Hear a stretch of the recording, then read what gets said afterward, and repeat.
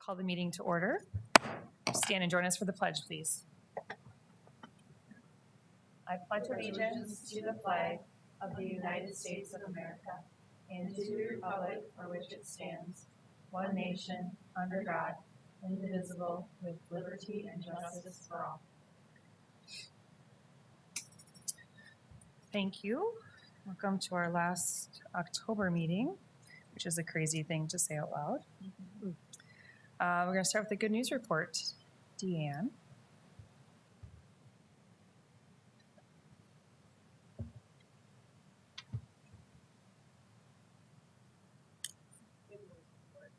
Not a good news report, a great news report here perfect. tonight. Aren't they all? So today, in fact, just a couple of hours ago, we had the wonderful privilege of being at George McGovern Middle School, where the Boys and Girls Club of the Sioux Empire and the Sioux Falls School District announced a new initiative that's really going to change the face of after-school programming in Northwest Sioux Falls. Sioux Falls' first out-of-school time Boys and Girls Club will be built on to George McGovern Middle School, and that's going to have a significant impact on the youth in that area. As we know, many of the things to do are not necessarily near George McGovern Middle School. It's a growing area, of course, but there aren't a whole lot of amenities and things out there. So a group of people have gotten together and really done some great work. You can see Dr. Stavum on stage making part of the announcement today. We had all sixth graders, about 250 of them, in the auditorium to share this exciting news. And why sixth graders? They will be eighth graders when this new club opens in the fall of 2025. So as we develop our new elementary school out on the southeast portion of that property by George McGovern, we'll also see construction happening of the Boys and Girls Club building.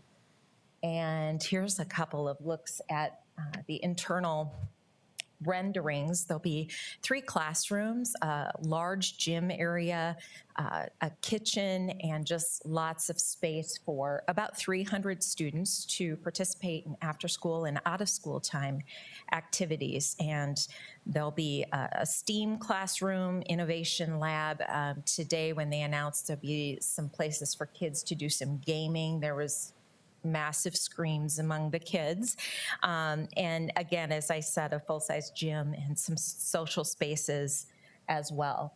And just a new and exciting opportunity for our community. This is the first of its kind in Sioux Falls. And there were a lot of people working behind the scenes to make this all happen. The Seed for Success Foundation, along with Denny Sanford, and of course our friends at Promising Futures, and Steve Hildebrand is here as well, always helping us make connections in our community to find the resources necessary to provide something like this, and really start paving the way for a new age in after-school care in Sioux Falls. If you don't believe the screams, might I just share this short clip with you.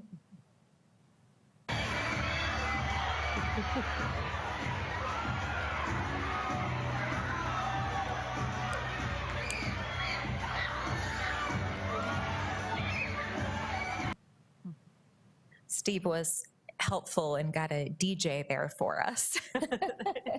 So that always brings a lot of excitement when the music is pumped up, and the sixth graders were indeed excited. You always wonder if at that age they really grasp the concept of what is to come.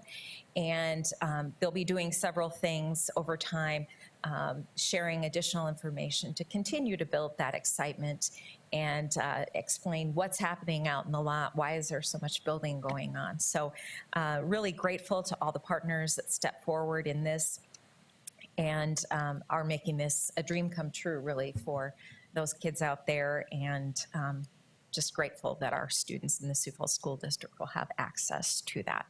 So our good news report this evening. Any questions?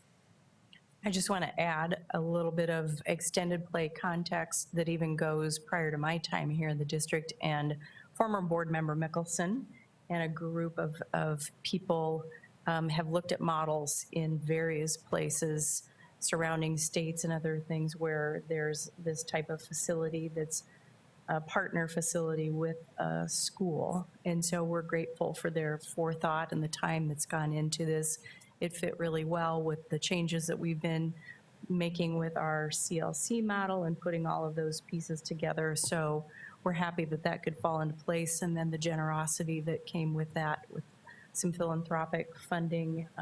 We're just glad that it could happen, and even faster than maybe we even thought it might at one point. So that's great news, and we're very, very grateful for everybody caring about kids in our community. If you talk with many of the people who are there today, there's truly a heart for children from the organizations that were mentioned, as well as just people who want a bright future for our students.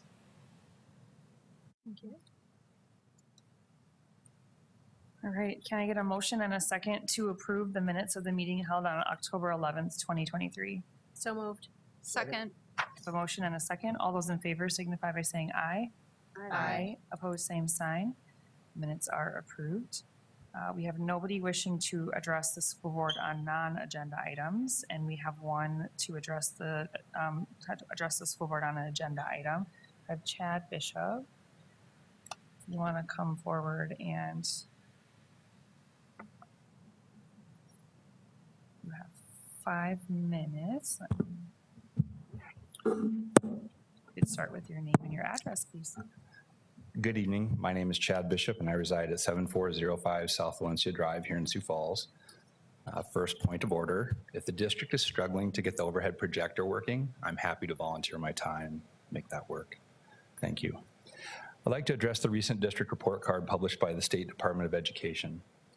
The report reveals that 48% of our students are proficient in English language arts, 43% in mathematics, and 45% in science. It's concerning to note that our district is lagging behind the state average in 2 of these core subjects. Having spent the bulk of my career in research and development, having been blessed to work with brilliant minds from across the globe, I'm deeply invested in the quality of education our children receive. A thriving society hinges on our ability to produce citizens proficient in basic academic skills such as reading, writing, math, and science. The bar globally is getting higher, much higher, fast, not lower. I wish to highlight a potential misallocation of resources within the district. There's been considerable discussion around the deployment of programs other than the core subjects like English language arts, mathematics, and science. One such program is social emotional learning. A note was recently forwarded to me from Lowell Elementary. The principal stated, quote, based on some behaviors, we might have to take a step back in academics a bit to do some more SEL lessons to help your students be successful. While fostering good behavior is vital, the note hinted at possibility of sidelining academics for additional SEL lessons. This approach raises concerns, especially when our district's levels of proficiency are lacking. Lowell's socioeconomic status notwithstanding, English language arts are at 40% proficiency, math 34% proficiency, and science at 33% proficiency. Can these kids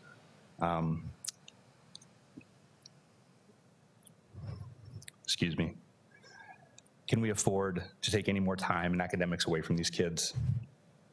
I have spent over 1,000 hours in some of the district's elementary classrooms. I have traveled with 3 different classes through 6 grades.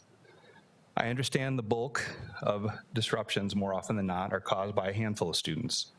The idea that diverting resources from core academics to cater to SEL appears to be counterproductive in pursuit of your primary responsibilities.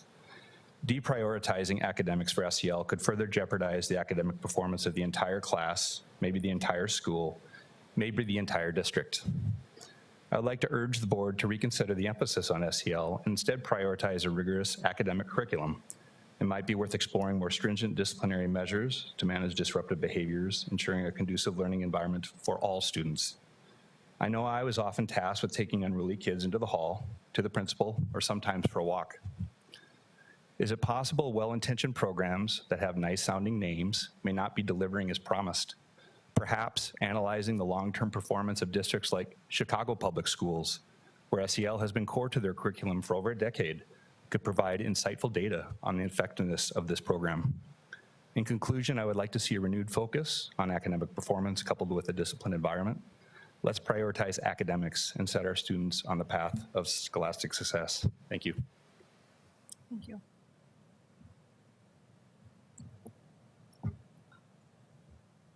Can I get a motion and a second to approve tonight's agenda? So moved. Second. Okay, I have a motion and a second. All those in favor signify by saying aye. Aye. Aye. Opposed, same sign. Agenda is approved. We have no conflicts of interest this evening. Can I get a motion and a second for approval of the consent agenda 9A through G? So moved. Second. I have a motion and a second. All those in favor signify by saying aye. Aye. Opposed, same sign. The consent agenda is approved. Supplemental consent agenda 9A 1 and 2 to Sanford Health. A motion and a second, please. So moved. Second. I have a motion and a second. All those in favor signify by saying aye. Aye. Opposed, same sign. That motion passes with one abstention from myself. And then we have the reports of the superintendent tonight. Yeah, tonight we have our report from Dr. Boyson on academic reports, and I can assure the board that we have never removed our focus on academics. And tonight we'll hear about our results this year.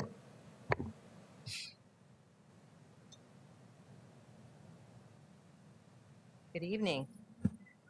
Tonight I'm here to provide the school board the report on the K-12 student assessment and information from multiple measures across the school district. One of those is the state report card. We'll look at ACT and the NCRC along with English language learners and their success. So first of all, we use a balanced assessment approach, not just one assessment to measure our outcomes for our students and monitor their learning in relation to the written district curriculum.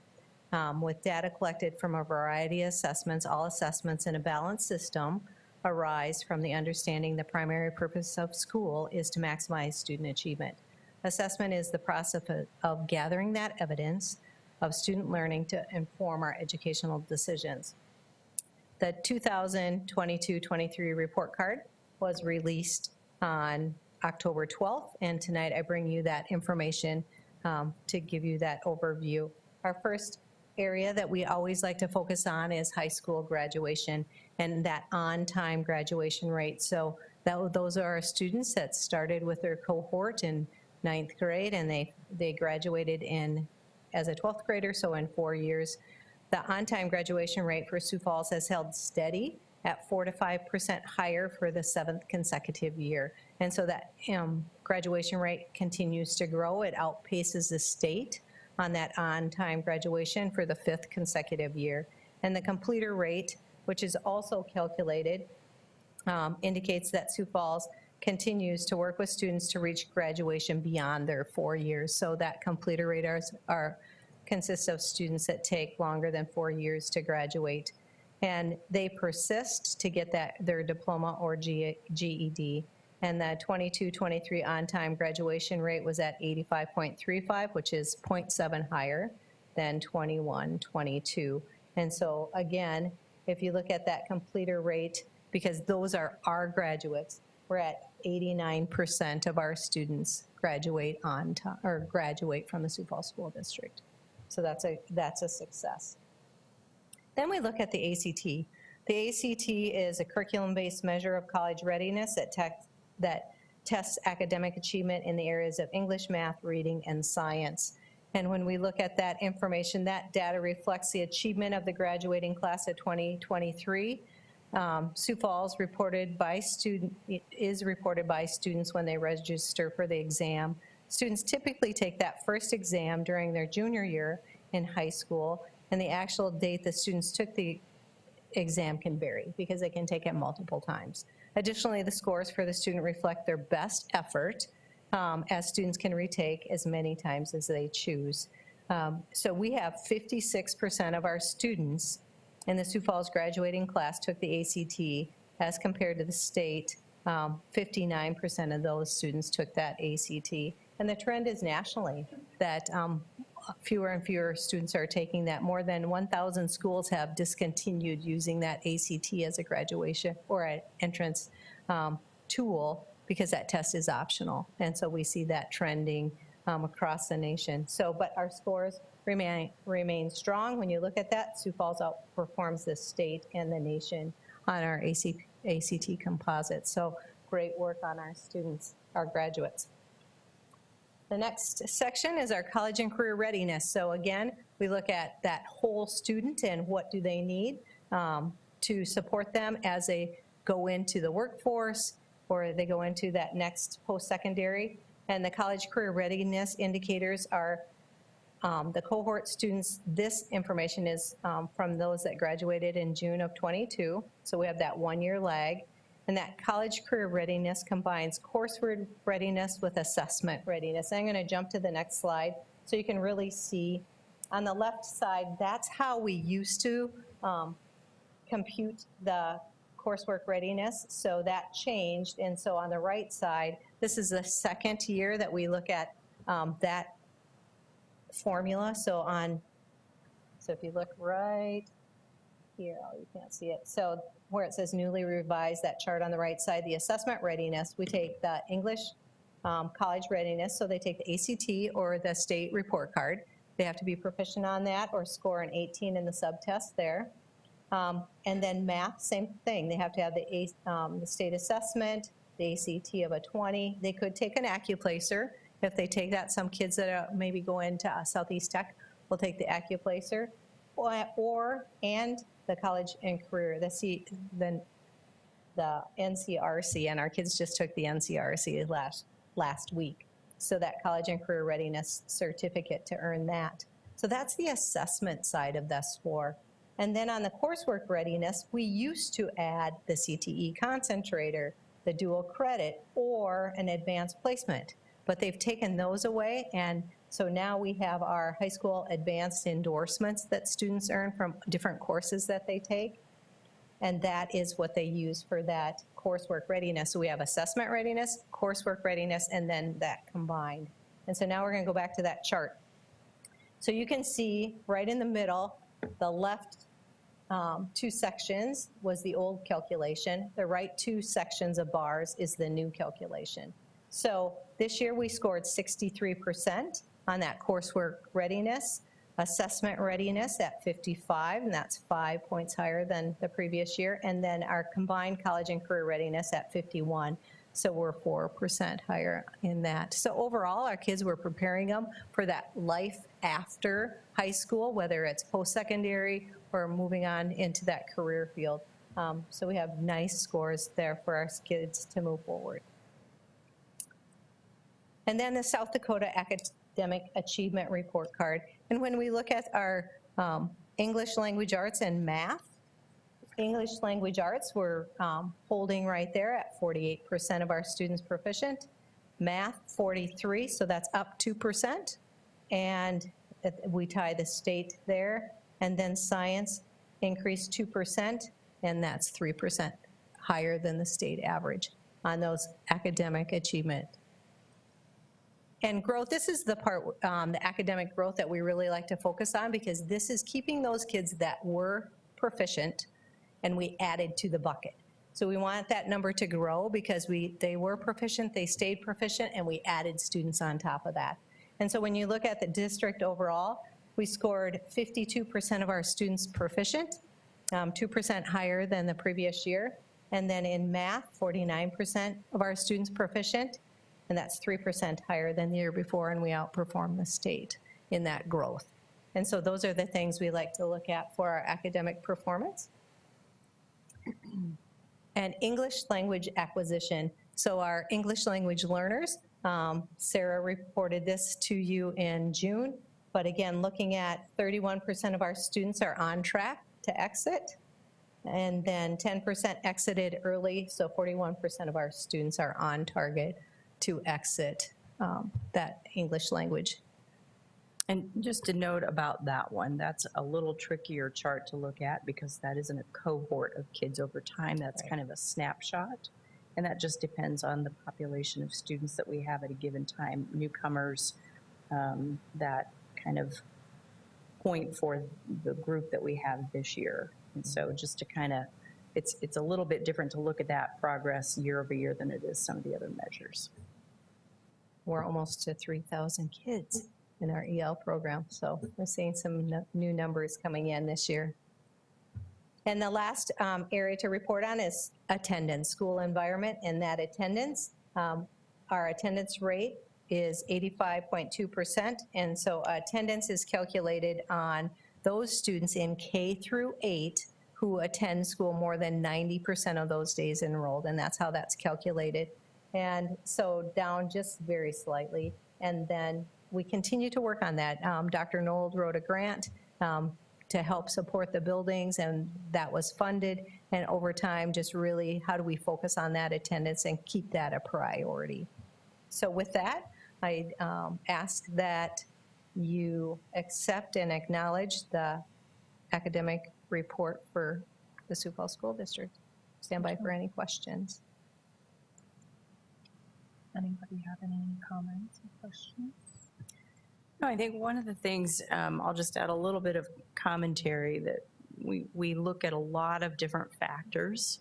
One is we don't know the ripples and the long-term effects just from the pandemic here. And so we are still kind of looking at some of those cohort datas. That's why that growth factor is important, to look at that trajectory, just like our growth of the district started to go back on a normal trajectory. We hope that that's an indicator of that as well. We also dig in very deeply with looking at curriculum, interventions, looking at the mobility factor of students who come to us from other districts or other states. Following the pandemic, it was not uncommon to have students who came who had not been in school a year or two. And so it's a fine line between cause and effect, but also just looking at our own programming.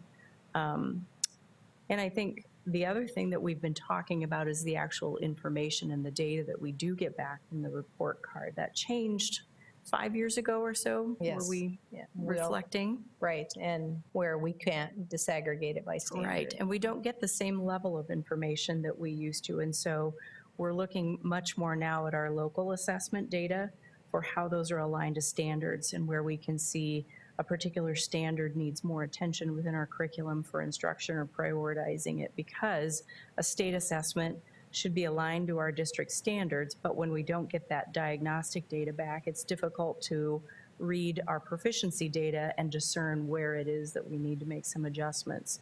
So our specialists are kind of digging into that as well, because when we have that granular information, that helps us make better decisions in the classroom and just programmatically as well. So it's always good information. We line this up next to multiple data points to see what we want to look at next.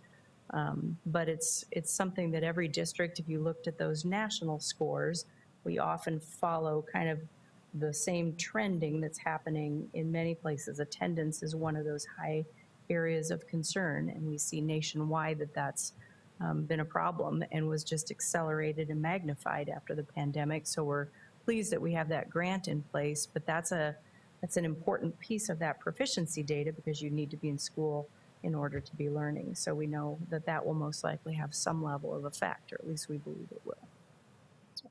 Thank you. Thank you. Yeah, I know since the time that I've been on the board, we've really been focusing a lot on graduation rate. And so it's encouraging to see that continuing to climb, because certainly we want the best for all of our students. And when we look at kids coming in kindergarten, you know, we want every single one of those kids to be able to wear that cap and gown and cross the stage with their classmates. And so it's great to see that kind of plugging along as well. And obviously we can always do better, but you have to start somewhere, and you have to kind of make those incremental changes every year, which I feel like we've been doing a great job at. So anything else from anybody? No? All right. Thank you for the information. Can I get a motion and a second to acknowledge the academic report? So moved. Second. I have a motion and a second. All those in favor signify by saying aye. Aye. Opposed, same sign. That is acknowledged and approved. Next, the district demographics report. In the last board meeting, you'll remember that we had our enrollment report from Doug Morrison. And so this is just a follow-up with that gives just another layer of detail about our student population, and a little bit of staff information as well thrown in, so that you can get an idea of what that looks like this year. Thank you, Dr. Stavum. Really, as Dr. Stavum said, a compilation of many of the things that Dr. Boyson just covered, some that were covered in previous board meetings, and a few of just snapshots throughout that we bring to our community. And generally, this is the report that we take out into our community when organizations ask us what's happening in the Sioux Falls School District. This is the basis from which we work.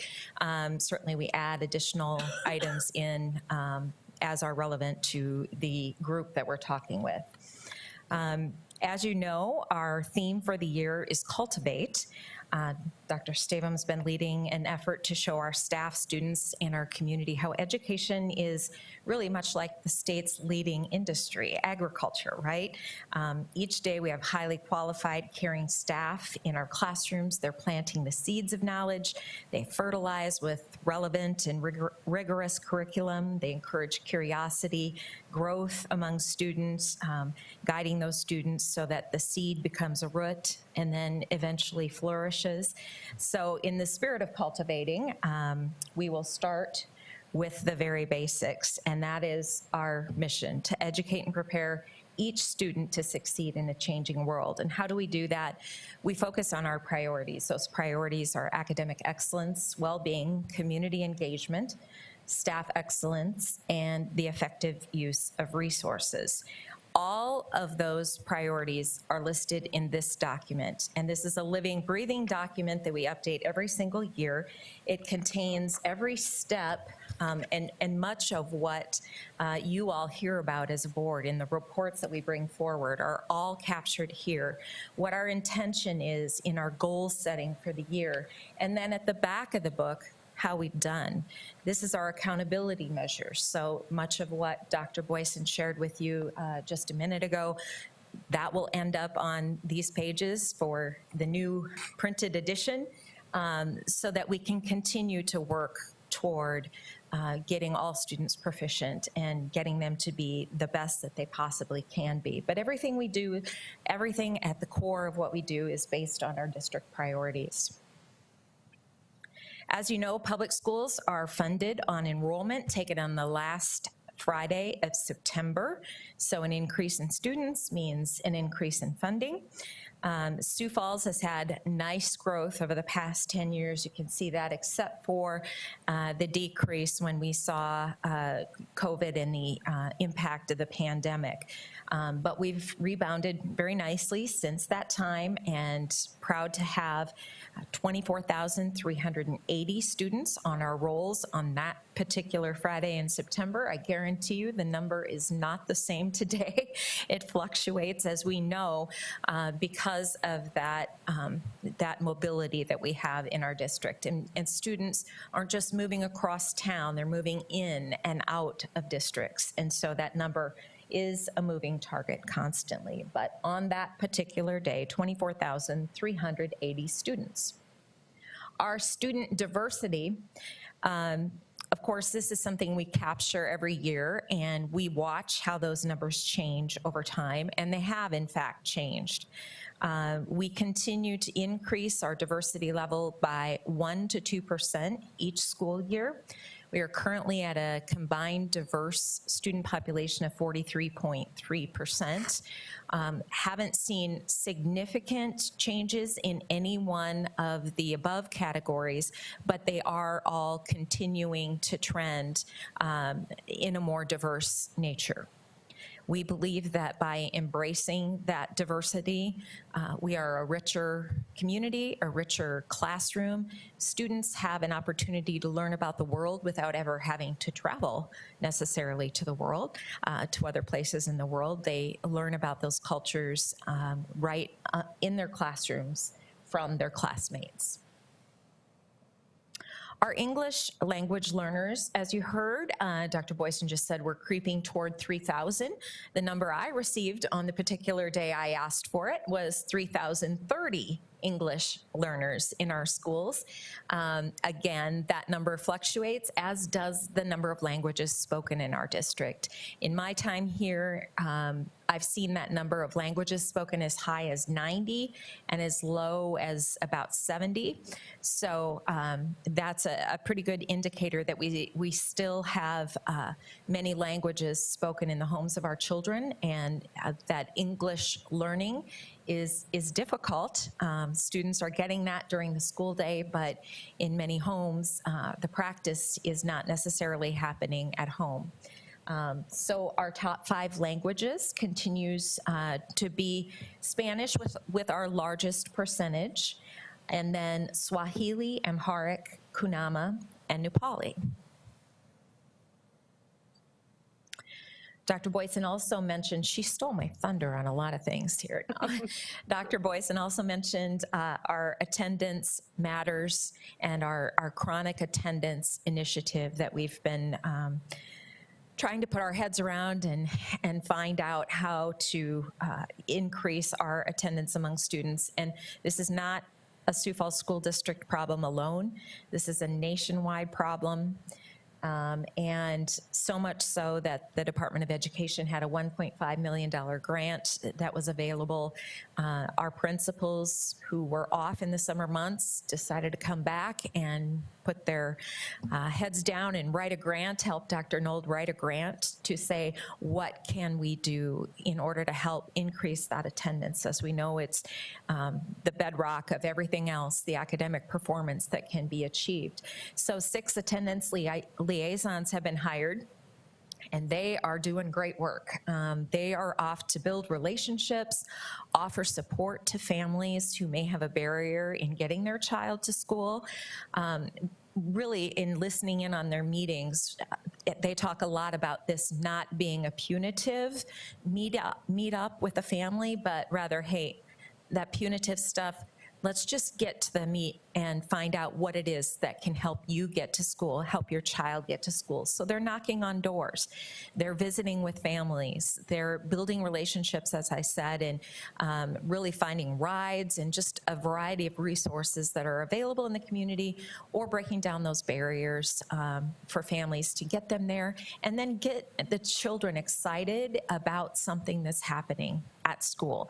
And as you know, we want people to be connected, students to be connected to activities and things like that. So these liaisons are really doing good work and putting the boots on the ground with a focus on our elementary schools of Garfield, Hawthorne, Hayward, Terry, Redland, and then George McGovern Middle School and Whittier Middle School as well. So we look forward to seeing how that is impacting our students and ultimately our community, because they become the employees of tomorrow, and we want their attendance to become habit forming in a positive way. This is a slide that always generates a lot of interest in our community. It's our free and reduced price meals over the last 10 years or so. You can see the top line is elementary students, the middle line, the orange line is our middle schoolers, and then blue is our high school level. You can see those numbers about equally as far apart for the first 6 dots on the screen here. Then, of course, all meals were free for 2 years for students during the pandemic. It didn't require an income guideline at all. So we don't have data from that time. Also, a note that the numbers on the left side of the blue arrow were from a May count. And now we've most recently, in order to make sure they're as accurate as possible and up to date, we take them from October counts. So the numbers on the right side of that very steep incline there are from our October counts. And what I would draw your attention to there is last year's numbers even were about as far apart on the elementary, middle, and high school as they were prior to the pandemic. And now those dots on the far right are getting closer and closer together. So what does that tell us? Well, we've always believed that our elementary numbers were most accurate. Parents are just generally more engaged when they have a child at the elementary school. They're looking through backpacks, they're checking for paperwork that has been sent home from the school and return that back because there's a process. Sometimes they call them Friday folders, or there's a process for getting information back and forth from the schools. At the middle school, that, you know, sort of drops off as students become a little bit more independent. Maybe they're not giving mom a Friday folder, but they probably have a homework binder or something that they're carrying. And so maybe not necessarily as much interaction on what'd you do in school today, that type of thing. And then in high school, of course, we know students have the freedom also over lunchtime to have their open lunch, or really maybe go to the library and study and, you know, catch up on something. But those numbers off to the right are showing us what we're hearing in our community. There are concerns with affordable housing. There are concerns with daycare and the cost of daycare. So some families are choosing to keep a parent at home. Well, now a one-income household maybe is not as able to, you know, doesn't bring in as much money and now qualifies for free and reduced lunch. So this is a reflection really of what is being discussed on a broader level in our community. And I think it will continue to be a point of conversation. One thing we have done in the last couple of years that has helped the numbers also is some electronic application where you can fill out your free and reduced lunch application online. Of course, that doesn't meet the need of every family because some families don't have access to the internet or access to reliable internet services and devices. So those challenges of free and reduced meals and attendance, what is our best item thing to throw at those problems? It's a highly qualified teacher at the front of every classroom. It's someone who cares deeply, not just for their own test scores that they're putting out, but for the very needs of every child sitting in a desk or in a chair in that classroom. And we will hire the very best. We are out there looking for the best year-round. We are offering early hire contracts for the very best who were doing student teaching with us, where we've seen someone who really has a spark. We're able to offer early contracts to them. We have 1,927 teachers. 1,257 of those have their master's degree or beyond. We have several teachers who have doctorates. We have non-teaching staff that are just as crucial to the success of students, those being our education assistants, our custodians, our lunch folks that really welcome kids and make them feel like they belong. So all staff totaled, we have 3,569, and we are very proud to say we have the very best teacher as the South Dakota Teacher of the Year. George Hawkins was named the Sioux Falls School District Teacher of the Year in March of 2023, and probably about a month ago, he received the honor of becoming the 2023 South Dakota Teacher of the Year. He is a wonderful teacher at Jefferson High School. Oops. Our teacher experience. 86 first-year teachers. We see that cohort kind of move through. We've seen a number of people get toward the end of their career, and that number of 31 to 40 fluctuates a little bit, but you can see where the most teachers we have are in the 1 to 30 years of experience, or if you want to say that, 4 to 40 years of experience, perhaps. And so we need to continue to feed that pipeline, and not just for teachers, but for the very best teachers. Staff count, here's a quick look at how that breaks down by employee working group, 1,927 SFEA members. Education assistants, right at about 500. We could not do the work in our classrooms without them. They are very much an integral part of student success and providing opportunities for one-on-one instruction. Specialists and employment contract, we have 355, 210 custodians, 159 awesome clerical. Child nutrition folks, 146, helping us do breakfast and lunch every single day. Administrators, 94, and our diversity is about 5% among our staff. We've really had a focus of trying to become more reflective of our student population, and that will always continue to be a goal. In our special education classrooms in pre-K through 12th grade, we have 3,975 students. That's 15.8% of our student population.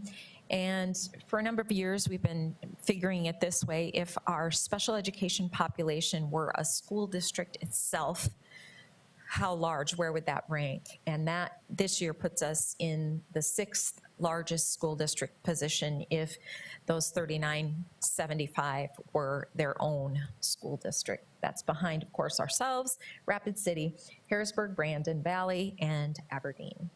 And then we have 2,690 students who receive accommodations to help them become more successful in the classroom. They are not on IEPs and don't receive necessarily specialized instruction, but they do receive accommodations to help them achieve at their highest level.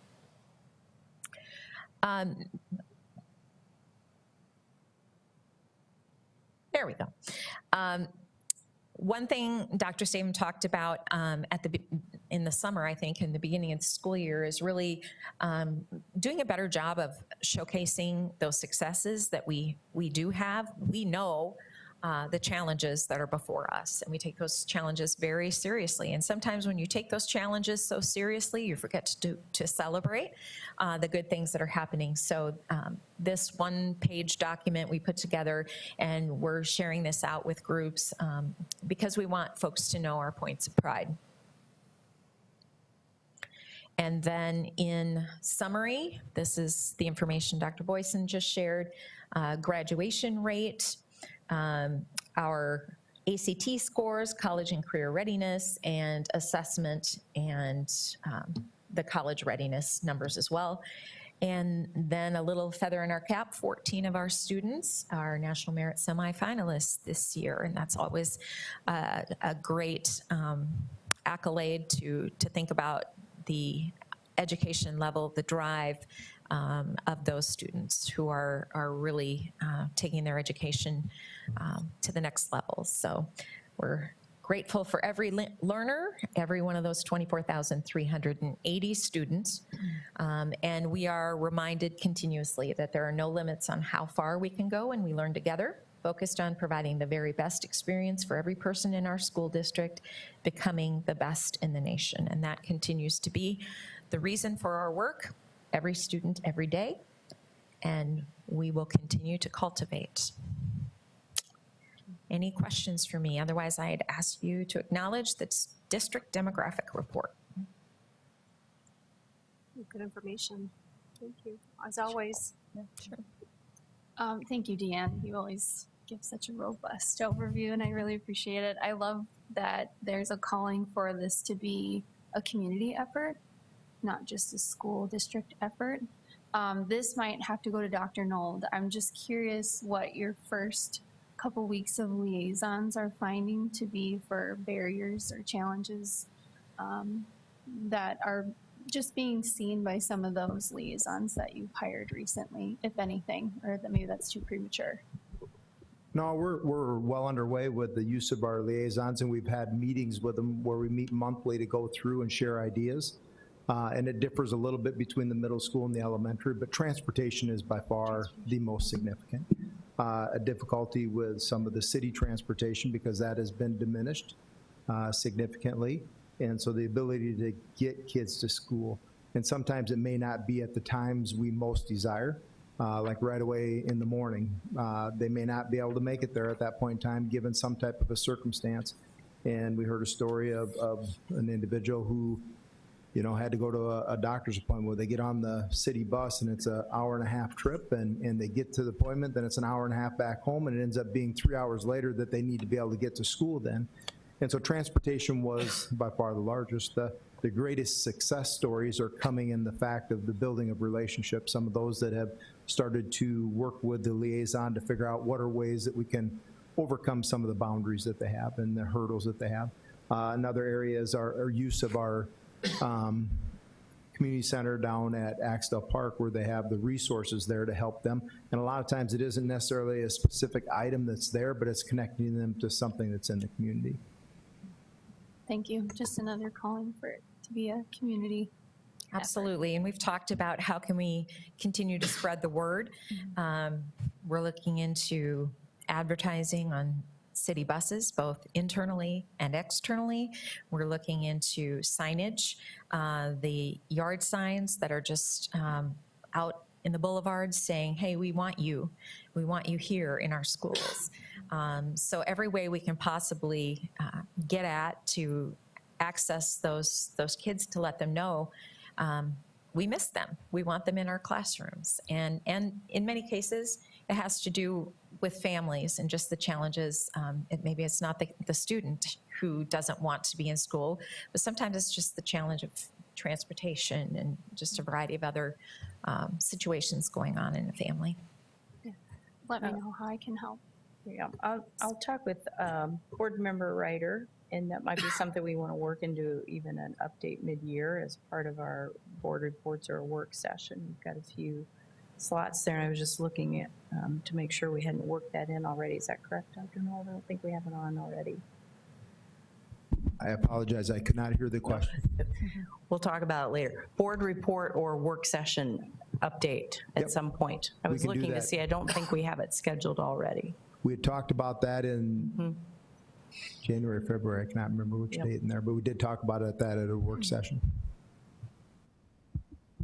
Yeah, I think it's, when you look at, the report in its entirety, it's all just a big puzzle that all fits together. So you have the language barriers, followed by the transportation, followed by the lunches, followed by the test scores, and all of it goes together. And so I think it's just really important that we try to put resources in all of those areas when we can, to try to support it. And for some families, one thing's going to work better for them, and for some families, another angle is going to work better for them. And so just trying to kind of do our best to meet them where they're at with whatever their need is, so that we can ultimately have successful community members and future employees and future managers and nurses and doctors and bankers and all of those people, because they've had a great foundation started here in our district. So thank you very much for the very informative report.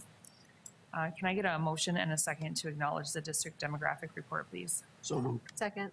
I have a motion and a second. All those in favor signify by saying aye. Aye. Opposed, same sign. That is acknowledged. Can I get a motion and a second to move into executive session SDCL 1-25-2 and 3? So moved. Second. I have a motion and a second. All those in favor signify by saying aye. Aye. Opposed, same sign. We are in executive session.